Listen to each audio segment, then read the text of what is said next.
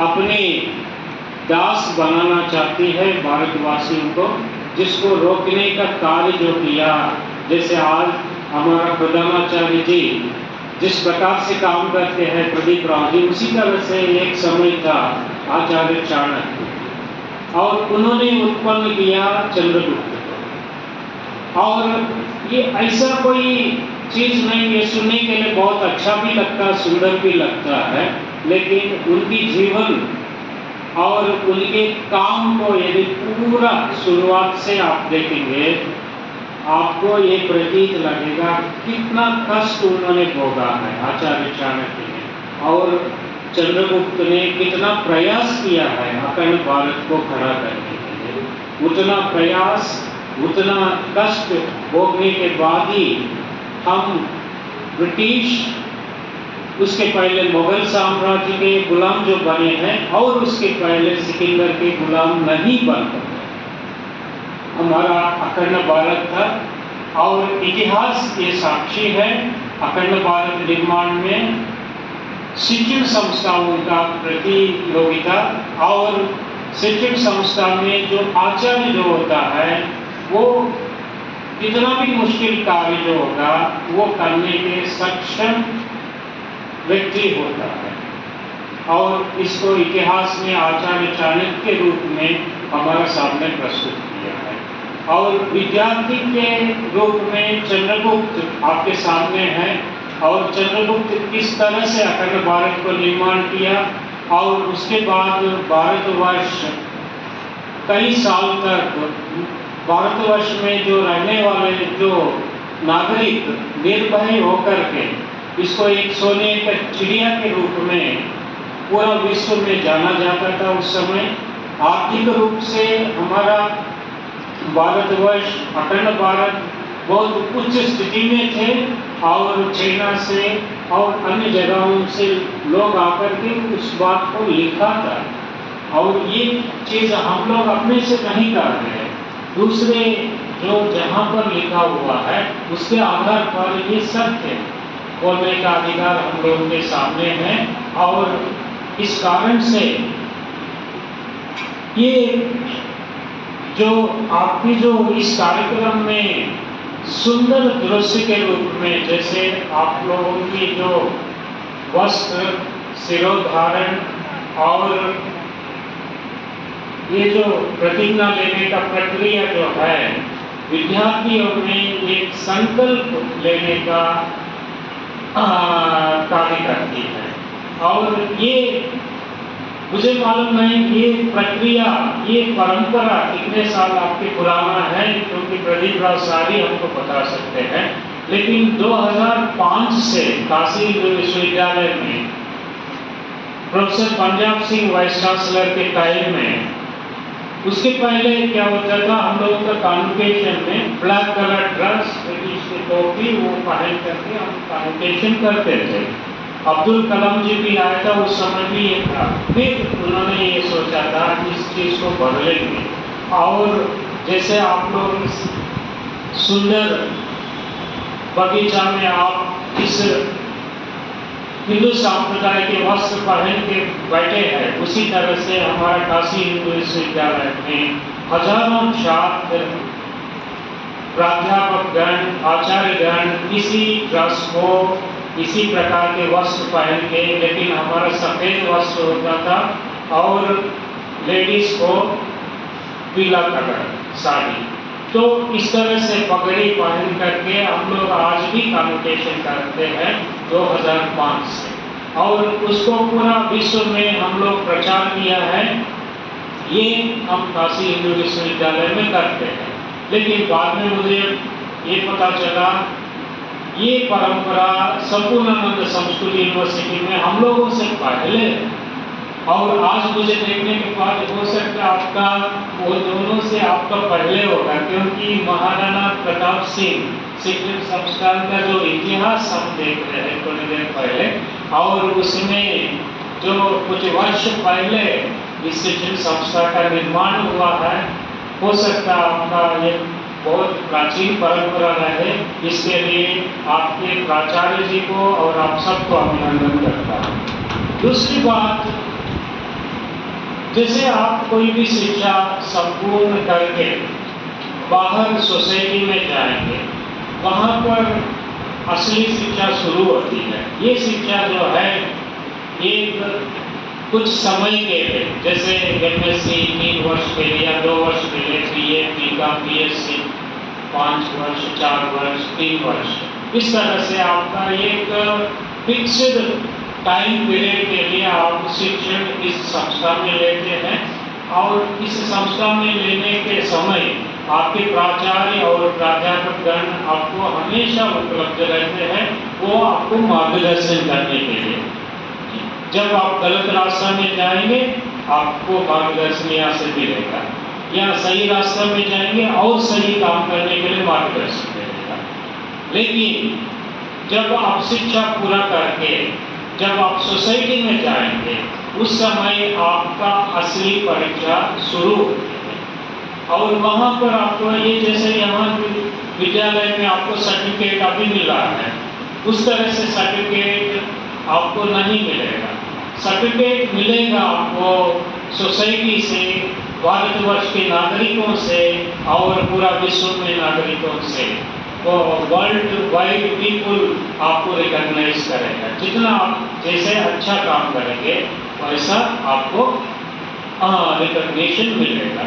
लेकिन ये करना इतना, जैसे हम कह रहे हैं, उतना आसानी नहीं है बाहर निकलने के बाद, क्योंकि 3 वर्ष, 5 वर्ष या 4 वर्ष में जब आप शिक्षा प्राप्त करते हैं, आपके पास हमेशा पुस्तक उपलब्ध होती है, प्राचार्यगण भी सामने रहेगा और विद्यालय भी रहेगा, बैठ करके उसको पढ़ना, सीखना, और एक पर्टिकुलर सिलेबस आपके सामने होती है। इतने कार्यकाल में इतने जो है शिक्षा आपको प्राप्त करना, वो निर्धारित समय पर निर्धारित शिक्षा आपको प्राप्त होती है। उसके बाद परीक्षा होती है और आप उत्तीर्ण होते हैं। लेकिन जब आप परीक्षा उत्तीर्ण होकर के जब बाहर जाएंगे, आपको कोई मार्गदर्शन करने के लिए आपका प्राचार्य या अध्यापक आपके साथ नहीं रहेगा, आपका गुरु आपके साथ नहीं रहेगा, वहाँ आप अकेला हैं।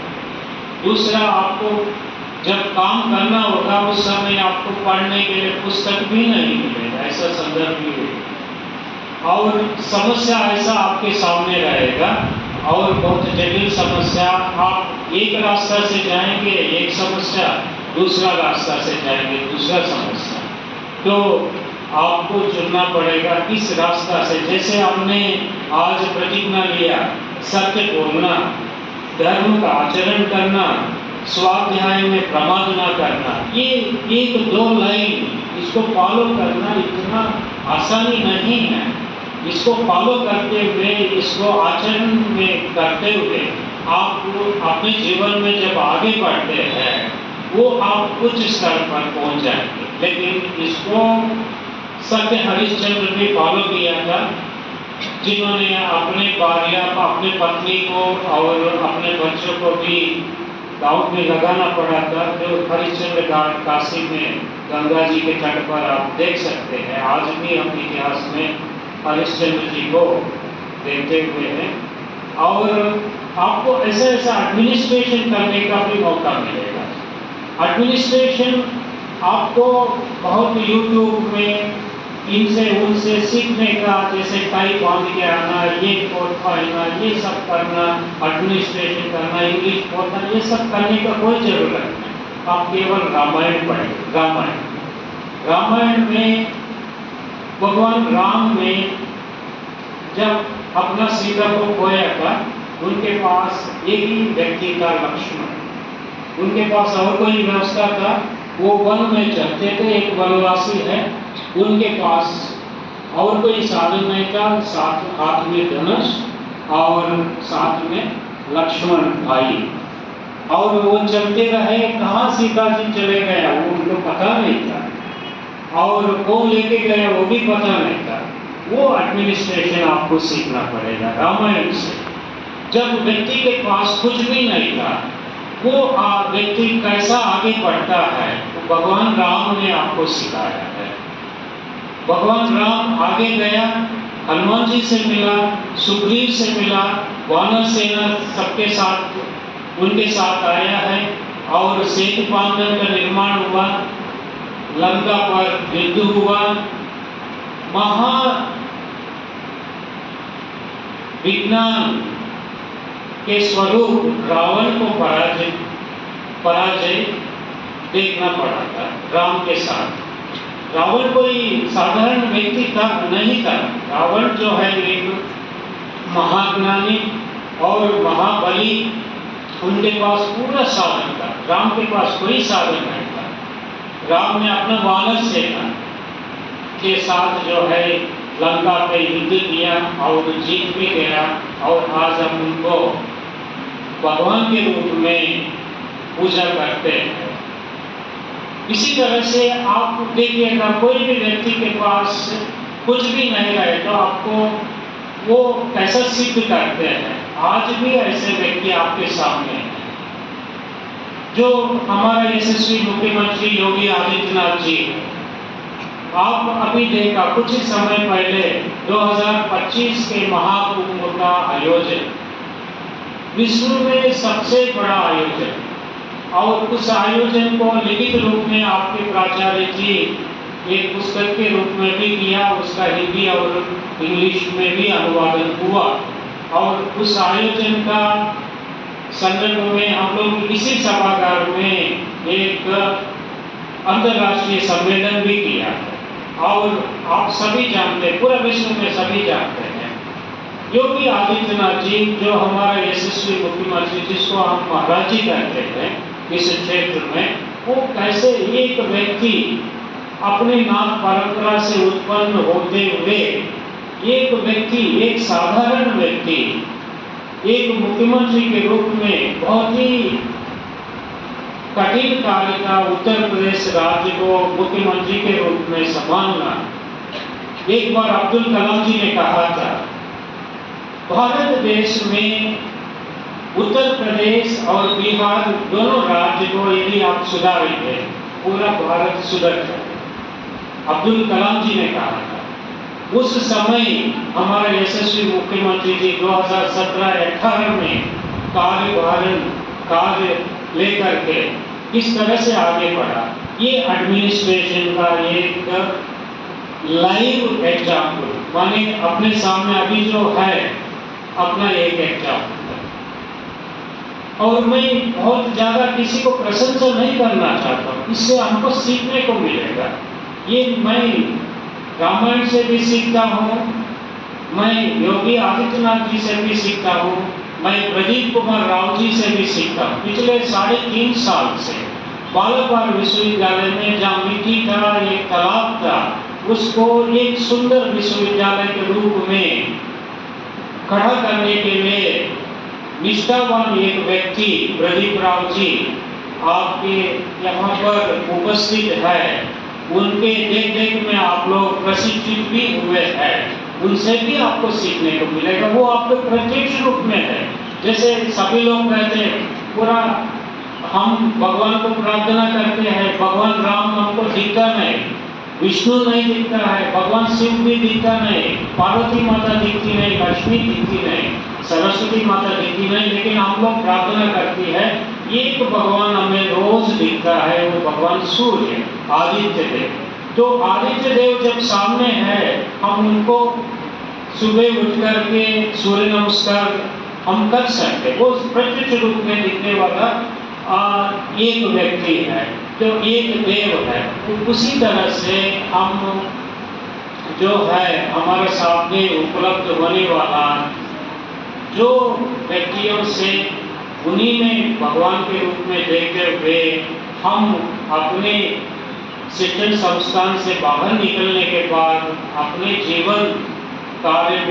जीवन में किस तरह से हम आगे बढ़ते हैं, वो आपको इतिहास साक्षी है, और आपको भी उसी तरह से इस प्रतिज्ञा के अनुरूप आगे बढ़ना होगा। तो इस पावन भूमि में महाराणा प्रताप जी के शिक्षण संस्थाओं में भाग लेने का मुझे अवसर प्रदान करने के लिए प्रदीप राव जी एवं सभी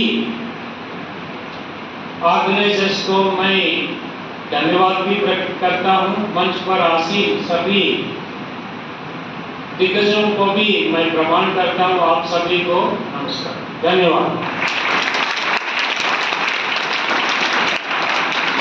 बहुत बहुत धन्यवाद सर करता हूँ।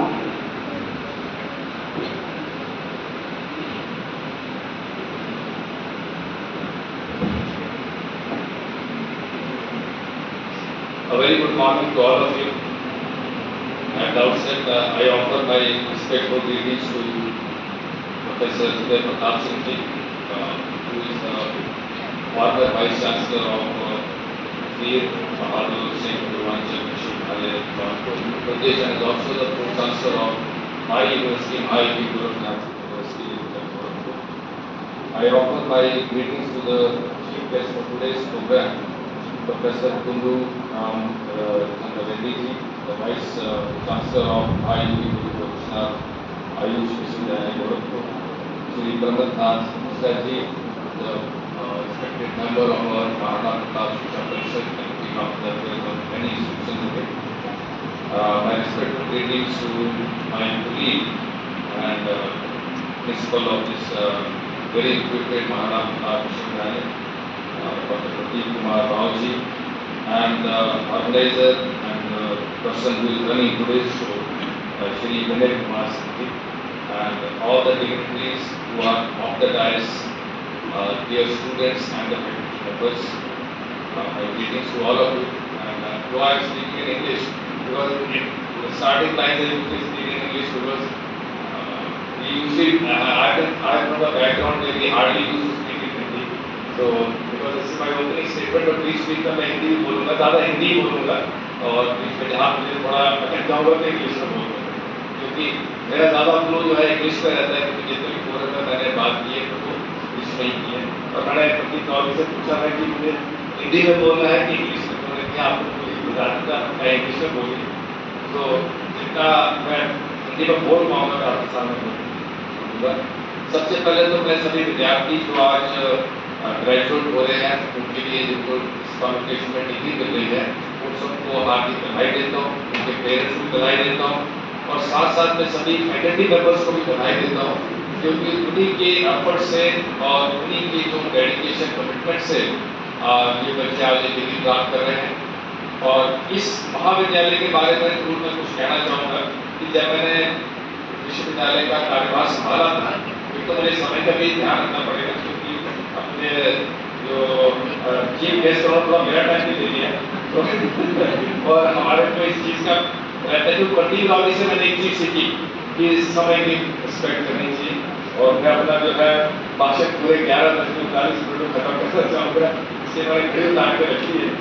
तो मैं जो भी बोलना है आपको बच्चों को अपने जो विचार है वो आपके सामने कन्वे करूँगा।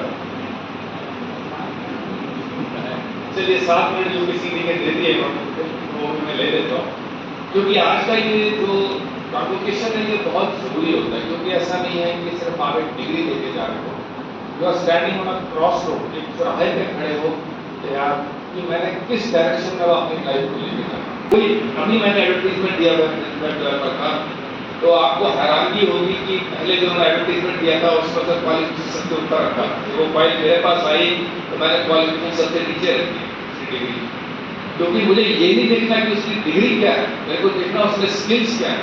तो अगर वो 1.5 पेज का ऐड था तो उसमें 1.25 पेज उसकी स्किल्स पे था, क्या उसमें स्किल्स हैं। हमने वो ऐसा कैंडिडेट नहीं लेना जो फर्स्ट डिवीजन आया हो या टॉपर हो और उसको स्किल्स बिल्कुल ना। इसलिए आने वाला जो समय है वो स्किल्स का है, इसलिए इस चीज़ का बहुत बहुत ध्यान रखने की जरूरत है विद्यार्थियों को। और समय जिस तरह से बदल रहा है उसके हिसाब से हमारे को अपने आप से ध्यान देना चाहिए।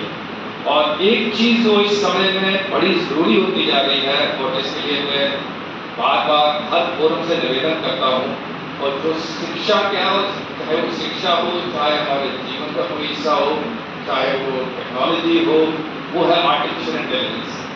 मैं अभी परसों ही पढ़ रहा था कि चाइना ने आर्टिफिशियल इंटेलिजेंस कोर्स अपने स्कूलों में शुरू कर दिया, और हमारे यहाँ पे जब मैं पुराने विश्वविद्यालय में था तो मैंने कहा था कि हमारे जो 20 से 25% PhD है उसमें आर्टिफिशियल इंटेलिजेंस का कंपोनेंट होना चाहिए। और यही चीज़ मैंने इस विश्वविद्यालय में कही है कि जो हमारे स्कॉलर पीएचडी कर रहे हैं उनको आर्टिफिशियल इंटेलिजेंस कंपोनेंट जरूर आना चाहिए। और ये मेरा अपना रहेगा, एक कमिटमेंट रहेगा कि जो हमारी फैकल्टी भी है उनको भी मैं आर्टिफिशियल इंटेलिजेंस में ट्रेन कराऊंगा, क्योंकि आज से 10 साल के बाद अगर आपको आर्टिफिशियल इंटेलिजेंस नहीं आती तो आपके लिए जॉब में रहना बहुत मुश्किल हो जाएगा और आगे वाला समय बहुत कॉम्पिटिटिव है। ये सभी स्टूडेंट्स जो पीछे बैठे हैं इस चीज़ का ध्यान रखें, ये ना सोचें कि मैं हिस्ट्री का स्टूडेंट हूँ, मैं लिटरेचर का स्टूडेंट हूँ। आप चैट जीपीटी में तो 2 मिनट स्पीच लिखो आपकी, जो आपका एडिटर है पेपर में चैट जीपीटी 2 मिनट एडिटिंग कर देता है पेपर की, तो आप क्या करो? इसलिए हमारे को अपने समय के हिसाब से ढालना पड़ेगा। डरने की जरूरत नहीं है, स्किल बढ़ाने की जरूरत है। डरने की जरूरत क्यों नहीं है, इसका भी मैं आपको उदाहरण देता हूँ कि जब 1990 में हिंदुस्तान की इकोनॉमी को लिबरलाइजेशन किया गया, तो अगर आप गूगल में जाएंगे तो देखेंगे, खासकर जो हिस्ट्री के स्टूडेंट है वो देखेंगे कि उसमें था एक बॉम्बे क्लब जो बड़ा अपोज करता कि ये आप क्या कर रहे हैं, इकोनॉमी को लिबरलाइज कर रहे हैं, जो ईस्ट इंडिया कंपनी की तरह बड़ी बड़ी कंपनीज आ जाएंगी तो दोबारा हमारा अर्थव्यवस्था में कब्जा करने जो देश गुलाम करने जा रहे हो आप। तो जो आपने नरसिम्हा राव जी थे और उस टाइम में अपने जो फाइनेंस मिनिस्टर थे मनमोहन सिंह जी, और उसके बाद तो वाजपेयी जी की गवर्नमेंट आई, तो इन सबको बड़ा इसमें उसके साथ स्ट्रगल करना पड़ा, लेकिन उन्होंने उनकी बात नहीं सुनी। और आज देखिए कोई ईस्ट इंडिया कंपनी की बात नहीं करता, वो बॉम्बे क्लब वाले अब सबसे आगे हैं, वो दुनिया की जगह जगह जाके जो है कंपनी को एक्वायर कर रहे हैं। तो इसलिए हमारे को डरने की जरूरत नहीं होती, लेकिन जो समय बदल रहा है उसके साथ अडैप्ट करना चाहिए। जो आपके लाइफ साइंसेज के स्टूडेंट्स हैं, लाइफ साइंस के कितने स्टूडेंट हैं इसमें? बायोलॉजी वगैरह के हैं? हाँ, तो आप लोगों ने पढ़ा होगा, डार्विन की थ्योरी पढ़ी है? क्या कहता है डार्विन? डार्विन का सर्वाइवल ऑफ द फिटेस्ट क्या कहता है? हाँ, तो डार्विन कहता है it is not the strongest of the species and neither it is the most intelligent of the species which will survive, it is the most adaptable of the species. तो जो समय के बदलते पश्चात के साथ जो जुड़ा हुआ है वही सर्वाइव करेगा, जो नहीं है वो अलग कर देगा। ऐसी हमारे शरीर है, अगर इस बाजू को हम इस्तेमाल नहीं करते तो आप देखेंगे ऐसा ऐसा कमजोर होना शुरू हो जाएगा। अगर आप जिम में जाना शुरू हो जाएंगे तो ये बहुत स्ट्रांग हो जाएगी। जो भी चीज़ है हमारे पास उसको यूज करना चाहिए। इसलिए मैं आपको सबको ये निवेदन करूँगा कि आप अपनी फैकल्टी के पीछे हो जाइए, प्रिंसिपल साहब के पीछे हो जाइए कि साहब हमने आर्टिफिशियल इंटेलिजेंस सीखनी है। और ये चीज़ जो है ये सिर्फ उन आप पे ही सीमित होती। मैं बच्चों से भी निवेदन करूँगा जो कंप्यूटर में गेम खेलने आते हैं कि आपने भी निवेदन करना चाहिए, साहब हमने भी सुना था कि एक आज से स्पीकर आया था वो कह रहा था आर्टिफिशियल इंटेलिजेंस है, तो हमारे को भी 2 शब्द बताइए कि आर्टिफिशियल इंटेलिजेंस क्यों है, क्योंकि आप कल के लीडर हो। जो 1947 में अमृतकाल में डेवलप्ड नेशन बनना है वो आप ही बनाओगे। हम तो बना चुके जो भी देश बनना है। अब जो देश बनेगा, जो आज बच्चे कॉम्पिटिशन में पास आउट हो रहे हैं या बच्चे जो यहाँ बैठे हैं, आप ही लोगों ने इस देश को, जो मोदी जी हमारे प्रधानमंत्री जी का जो आह्वान है कि 1947 में जब हमारे 100 साल हो जाएंगे आज़ादी के, हिंदुस्तान एक डेवलप्ड कंट्री होगा, एक विकसित देश होगा और दुनिया में अपना स्थान जो है जो उसने खोया था पहले प्राचीन समय में उसको दोबारा पाएं। अब बात आती है प्राचीन समय की, क्योंकि हिस्ट्री है तो हम तो चलो साइंस के स्टूडेंट हैं, लेकिन हिस्ट्री का बहुत शौक है, क्योंकि एक कहावत है history repeats itself because human being repeat there past mistakes. दोबारा हिस्ट्री रिपीट करेगी अगर हम अपने दोबारा हम करते हैं। और हिस्ट्री वालों का ये बहुत बड़ा योगदान रहता है जो समाज को सचेत करके रखें कि जो गलतियां हमने पीछे की वो आने वाले आज के जो रूलर हैं, जो आज हमारे शासक हैं, वो उस गलती को दोबारा ना करें। और इसका मैं आपको उदाहरण देता हूँ। अगर मैं, क्योंकि मैं तो हिस्ट्री पढ़ता हूँ, क्योंकि क्या हुआ कि 8वीं में मेरे को छुट्टी हुई, मैं साइंस स्कूल पढ़ता था, तो मुझे छुट्टी हुई, जब मैं घर आया तो मेरी सिस्टर हिस्ट्री की स्टूडेंट थी, तो वहाँ एक किताब पढ़ी हुई थी इंडिया 1526। तो मेरी 2 महीने की छुट्टी थी, मैंने सारी किताब पढ़ना। और मैं तो क्योंकि क्लास में हमेशा साइंस स्कूल में पढ़ता था, तो मैं क्लास में फर्स्ट या सेकेंड ही आता था, तो कभी थर्ड नहीं आया क्लास में, क्योंकि मुझे पढ़ने का शौक था। मैंने सारी हिस्ट्री पढ़ ली और एक दिन अपनी सिस्टर को पूछने लगा, उसको कुछ नहीं आने लगा, वो रोने लगी, मेरे को ज़्यादा हिस्ट्री आती है मेरे से। तो मैं बताऊँ, जब से वो मैंने हिस्ट्री पढ़ी वो मेरे दिमाग में है क्या हुआ। अब आपको एक सवाल मैं पूछ रहा हूँ कि 1526 की जो पानीपत की लड़ाई थी, क्यों हार गए हिंदुस्तान के जो क्या कारण? क्योंकि हम क्या करते हैं, अपने आप में बहुत कॉन्फिडेंट रहते हैं कि हमारा तो बहुत स्ट्रॉन्ग है, हम बड़े बाहुबली हैं, हमारा तो कोई कुछ बिगाड़ नहीं सकता। लेकिन लड़ाई जो है सिर्फ बाहुबल के जोर पर नहीं लड़ी जाती, वो इसके जो प्लानिंग के जोर पर लड़ी जाती है और टेक्नोलॉजी के जोर पर लड़ी जाती है। तो 1526 का पहली लड़ाई थी जिसमें तोपें इस्तेमाल की थी, कैनन इस्तेमाल की थी। राणा साहब के राजपूतों को अपने को बड़ा था, हम लड़ लेंगे, लेकिन जो तोप का फायर होता है, कैनन का फायर होता है, उसके सामने कोई नहीं जीत सकता। इसलिए लड़ाई हार गई। ऐसे ही अगर पृथ्वीराज चौहान का देखें तो उनको बड़ा कॉन्फिडेंस था अपने ऊपर और उन्होंने हर बार मोहम्मद गोरी को छोड़ दिया, दुश्मनों को भी छोड़ा नहीं जाता। अगर आप दुश्मन को छोड़ दोगे अगली बार वो आपको नहीं छोड़ेगा। लेकिन अगर आप हिस्ट्री पढ़ते हो तो इसको बैटल ऑफ तराइन कहते हैं। बैटल ऑफ तराइन का एक मैदान है जो हमारे नॉर्थ वेस्टर्न फ्रंटियर में है। तो इस चीज की हिस्ट्री में हमारे को, क्योंकि हिस्ट्री को हमेशा कनेक्ट किया जाता है, उसी मैदान में जिसमें मोहम्मद गोरी ने पृथ्वीराज चौहान को मतलब 1000 या कुछ में हराया, उसी मैदान में 800 साल के बाद महाराणा ये अपना जो महाराजा रणजीत सिंह थे उन्होंने अफगानों को हराया 800 साल में। तो महाराजा रणजीत सिंह ने ऐसा क्या कर डाला कि उन्होंने अफगानों को उसी मैदान में हरा दिया जिसने 800 साल पहले पृथ्वीराज चौहान। तो जब हम हिस्ट्री पढ़ते हैं उसको घोटा लगा के सिर्फ याद ही नहीं करता। क्यों हुआ ऐसा? इसलिए हुआ क्योंकि जो महाराजा रणजीत सिंह थे उन्होंने सबको इकट्ठा किया, अपनी स्ट्रेटजी बनाई और वो एडवांस टेक्नोलॉजी यूज की। जनरल जो उनके फ्रेंच जनरल थे उसके साथ मिलकर उन्होंने कहा। ये चीज़ें हिस्ट्री में जरूर देखनी चाहिए। और आज के जो संदर्भ है, मैं इसलिए कह रहा हूँ कि अभी तो आर्टिफिशियल इंटेलिजेंस आ रहा है, क्वांटम कंप्यूटिंग्स आ रहा है, मोदी जी सेमीकंडक्टर इंडस्ट्री लगा रहे हैं हमारे कंट्री में। अगर उसके बारे में हमारे कितने बच्चों ने सेमीकंडक्टर सुन रखा है? तो आप जो है कल के उसमें जो है वाइस प्रेसिडेंट बनोगे या प्रेसिडेंट बनोगे। इसलिए बहुत जरूरी है कि जो हमारे देश में जो तरक्की हो रही है उसके बारे में हम जरूर ध्यान दें। दूसरी चीज, एक और चीज मैं आपके ध्यान में लाना चाहता हूँ कि बहुत ज्यादा सोचना नहीं पड़ता। जब हम गवर्नमेंट में थे तो हम सुना करते थे, तब ये 2002 या 2003 की बात है जब वाजपेयी जी की गवर्नमेंट थी, तो तब एक वर्ड सुना करते थे गोल्डन क्वार्टर। ये जो आज सड़कें बनी है पूरे देश में, जो हाईवे बन रहे हैं, वाजपेयी जी की देन। तो हम सुना करते थे कि वाजपेयी जब मीटिंग में आते हैं तो वो सिर्फ 15 मिनट बैठते हैं, वो सिर्फ कंसेप्ट सुनते हैं कि क्या कर सकते हैं और 15 मिनट में 6000 करोड़ का बिल होना। इसलिए देने के लिए विजन होना चाहिए लीडर के पास और उसको पूरा होमवर्क करके आता है कि क्या करना है और उसकी टीम भी इतनी सक्षम होनी चाहिए। और आज जो गोल्डन क्वाड्रेंटल हमारे बना, जो आज काल पैदा हुआ रणनीति का, वो वाजपेयी जी की देन है, उससे हमें जो मदद करना है। अब मैं एक और सवाल जो हम सब विद्यार्थी जितने भी हैं वो उससे के संदर्भ में लाना चाहूँगा, क्योंकि ऐसा है कि प्रतीक राव जी आपको ये उद्देश्य दे समावर्तन उद्देश्य, तो मेरे अंदर एक स्टूडेंट जाग पड़ा।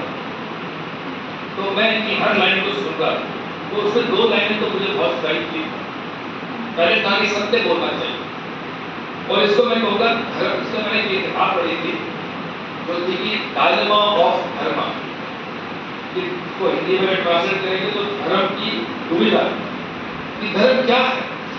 क्योंकि स्टेटमेंट तो देखते हैं कि धर्म मतलब सत्य बोलना चाहिए और धर्म का आचरण करना चाहिए, लेकिन इसकी जब गहराई में जाते हैं तो उसको समझना बहुत जरूरी है, क्योंकि अगर उसकी कॉम्प्लेक्सिटी को नहीं समझेंगे तो समझ नहीं आता कि धर्म क्या है। इसका एग्जाम्पल देता हूँ। अगर सत्य बोलना चाहिए तो युधिष्ठिर ने सत्य बोला क्या? अश्वत्थामा मारा गया, इसको क्या कहें? अश्वत्थामा मारा गया, जबकि युधिष्ठिर को हम कहते हैं कि वो कभी झूठ नहीं बोले। अब बोला उन्होंने सच, लेकिन वो सच इस तरह से बोला वो नाइडल का है ना। क्या सत्य है? दूसरा धर्म का आचरण। अगर आप देखें तो मैं बहुत बार सोचता हूँ कि ठीक है धर्म का आचरण करना चाहिए, हमारे को चलना चाहिए, ठीक ढंग से चलना चाहिए। तो फिर रामचंद्र जी ने बाली को पेड़ के पीछे झुकने क्यों कहा? तो भगवान रामचंद्र जी को पेड़ के पीछे क्यों झुकना पड़ा?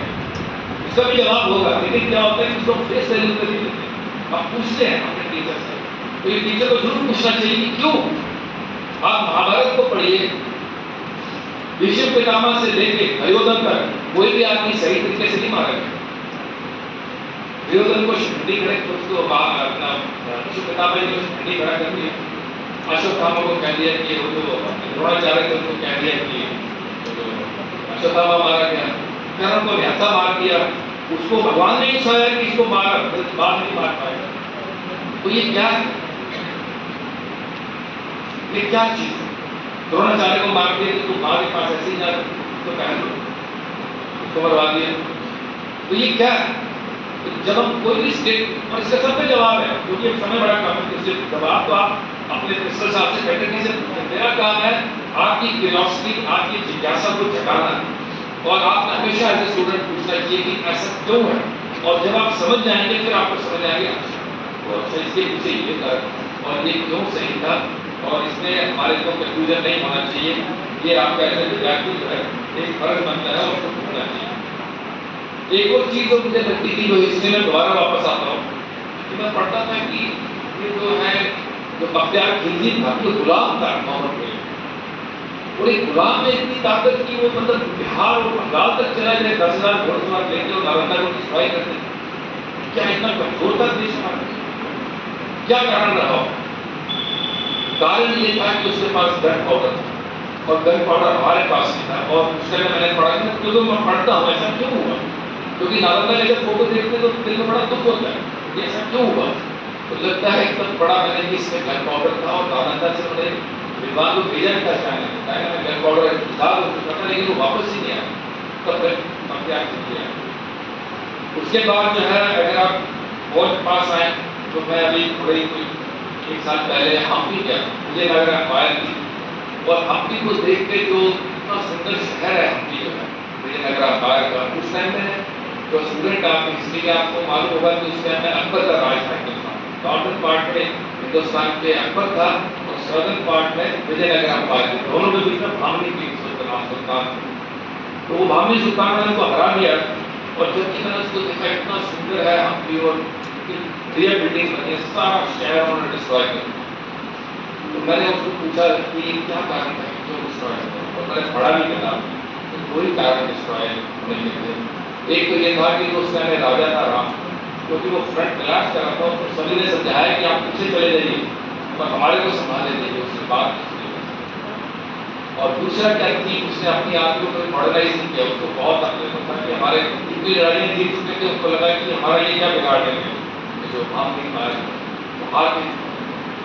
और इसमें हमारे शिक्षकों का बड़ा रोल होता है। अभी हम जितनी बार राव साहब के साथ बैठते हैं तो हम राव साहब तो नहीं मानते मेरी बात में, हमेशा कहता हूँ राव साहब प्लान बी होना चाहिए, क्योंकि क्या होता है कि उस बार जो होता है चीजें वैसी नहीं होती जैसे हम चाहते हैं, और बहुत कुछ अलग हो जाता है। और आप देखिएगा कि शिवाजी थे तो क्यों जीते, तो शिवाजी के लिए जो है जो एक माउसों की एक कहावत है, enemy attacks we retreat, enemy camps we attack. ये जो कहावत है इसका मतलब ये है कि गुरेला वारफेयर जो है उसी से हम इन चीज़ों को समझ सकते हैं। और ये जो है हमेशा जो स्टूडेंट जो है वो हमेशा जिज्ञासु रहना चाहिए, और उसको हमेशा क्रॉस क्वेश्चन करना चाहिए। इसके साथ मेरा भी समय पूरा हो रहा है, लेकिन मैं आपको एक जाते जाते एक लास्ट चीज़ में आपको ये कहूँगा कि जिस समय में आप पैदा हुए हो, जो छोटे छोटे बच्चे हैं और जो पीछे स्टूडेंट बैठे हैं, तो आप पास आउट हो रहे हो, तो आई would say that there was never a better time to be born in India. You are born at a time when India is poised to become a great leader and superpower in the world. And with these words, I wish you all the best. And you are the creator of the new India, the new emerging India, the new superpower which we call as India, and we will have the glory which we had somewhere before 1000 AD. With these words, I thank the Nirvana organizers for inviting me. I wish all the students a great future and great progress in their life. And one last message to all of you is कि कल हनुमान जयंती, और हनुमान जी हमारे भगवान हैं, उनकी पूजा करते हैं, तो भगवान को भी डाउट हो जाता है कि मेरे में इतनी शक्ति है कि नहीं। उनको अपने को डाउट हो गया कि मैं लंका कैसे जाऊँ, क्यों? तो ऐसे डाउट हो जाना कोई बुरी बात नहीं है। हम जितने मर्जी सक्षम हो, हमारे ऊपर केवल डाउट हो जाए, लेकिन हमारे जो मेंटर होते हैं, जैसे जामा टाइप के मेंटर चाहिए हमारे को, या बड़े बड़े जो हमारे साथ सहयोगी चाहिए, तो हमारा मनोबल हमेशा बढ़ाए रखते हैं। वो हमारे को बताते हैं नहीं तुम गलत हो, तुम्हें खुद नहीं मालूम कि तुम्हारे अंदर कितनी क्षमता है। और अगर आप जो बायोलॉजी के स्टूडेंट हैं, आप सब जानते होंगे कि हम सिर्फ 10% अपने ब्रेन को यूज करते हैं, 90% सेल्स यूज नहीं होते, किडनी के भी 90% सोए रहते हैं, 10% ही यूज होते हैं। तो हम अपनी बॉडी की पूरी क्षमता को यूज नहीं करते। अगर हम पूरी